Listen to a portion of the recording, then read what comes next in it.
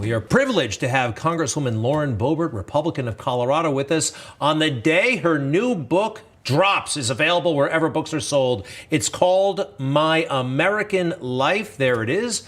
With her family, looks like they're ready for action. The foreword by Senator Ted Cruz.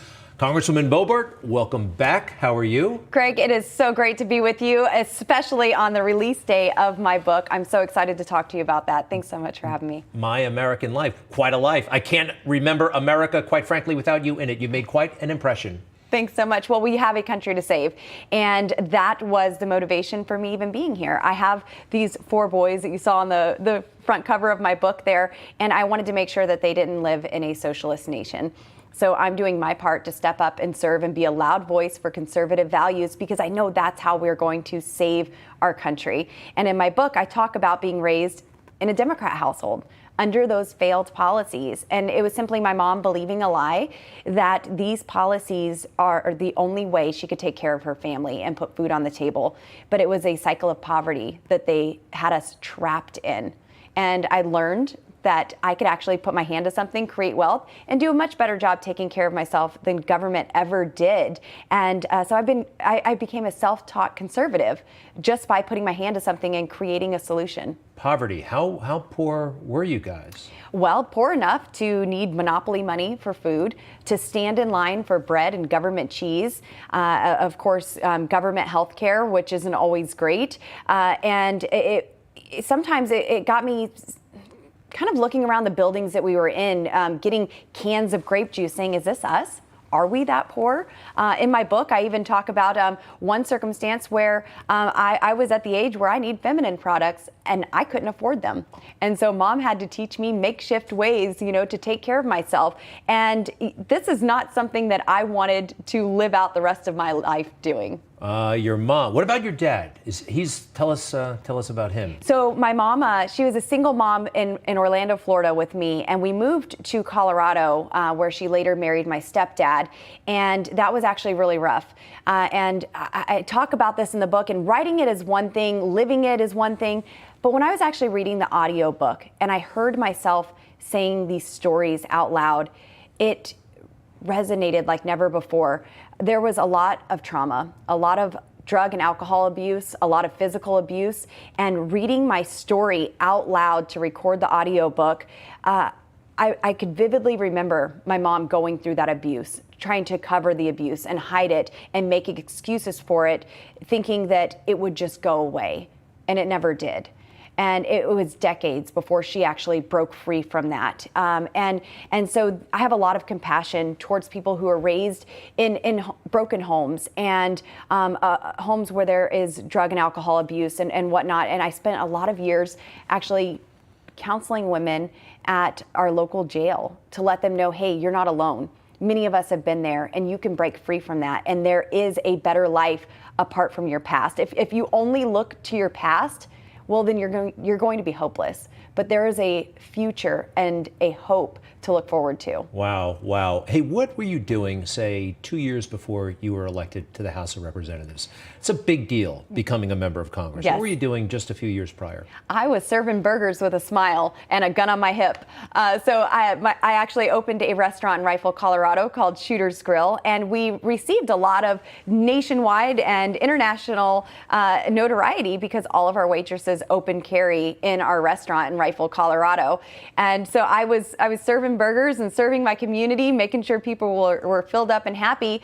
But I was also studying the Constitution. I wanted it to be more than just a piece of art on the wall in my restaurant. I wanted to know it.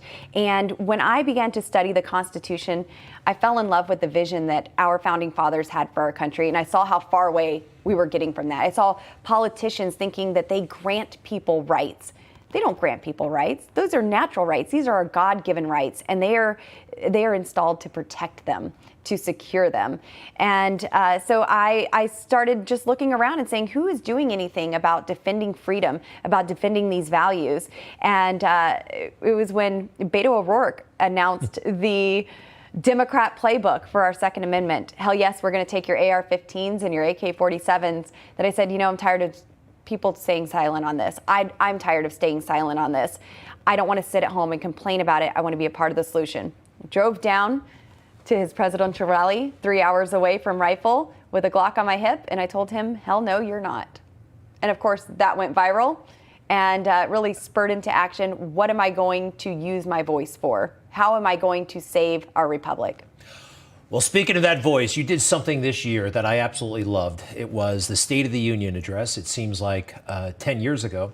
But as we all know, if we don't mind, can we play that video of those coffins coming off the C-17 and our loss in Afghanistan, all those people on the runway? I believe we have that handy. And we lost in Afghanistan. Nobody seems to remember this. Nobody ever talks about it. And it was all avoidable. So let's fast forward to the State of the Union address, and Joe Biden has something to say, and so do you. Take a look. These burn pits that incinerate waste, the waste of war, medical and hazardous material, jet fuel, and so much more. And they come home, many of the world's fittest and best trained warriors in the world, never the same.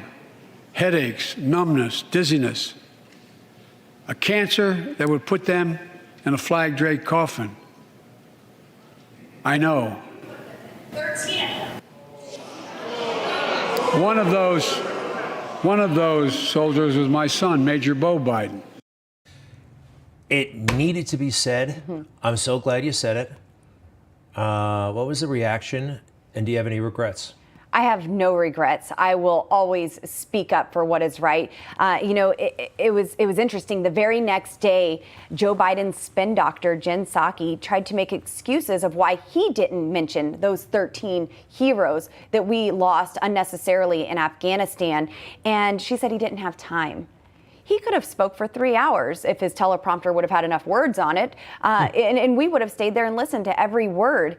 But Joe Biden had already proved that he didn't have time for those 13 soldiers. When they came home to Dover, he was checking his watch, showing that he didn't have time for them then, and he certainly didn't have time at the State of the Union.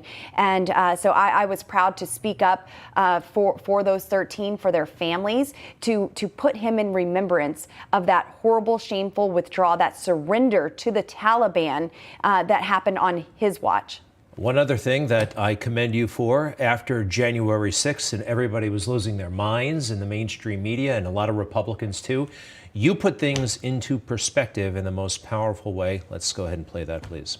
What about the gentlewoman from New York who defended the looting by saying looters just wanted loaves of bread? Well, the last I checked, Best Buy and Teslas and stores of the like do not produce baked goods. Where's the accountability for the left after encouraging and normalizing violence? Again, you're saying things that need to be said that so few, I will dare say, or perhaps they don't think that way, and I thank you. Yes, this absolutely needs to be said. Democrats didn't have a summer of love. It was a summer of riots and violence and death. They were burning down cities. And even in Denver, Colorado, our Capitol building was vandalized. And the governor was saying, it's okay, the protesters just need to vent. We had small businesses shut down. We weren't able to attend churches. Now, marijuana dispensaries and liquor stores, those were open, but you couldn't go to church because of this pandemic that was taking place. And people were able to just absolutely flood the streets and riot and bust out windows in our Capitol building, and that's okay because they were frustrated and they needed to let that out. I'm tired of the hypocrisy. It's been on full display. And also, I'm really happy to say that those dang masks are gone. You played that video, and that just, I think I have PTSD from that, Yeah, seeing myself in a mask. And I actually paid Nancy Pelosi thousands of dollars for refusing to wear a mask in the people's house. So.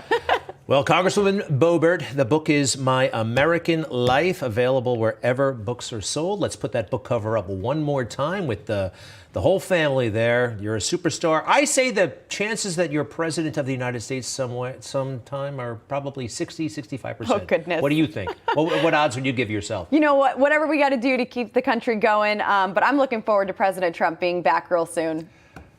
Me too. Yes. Thank you so much. Thanks, Greg. We'll be right back.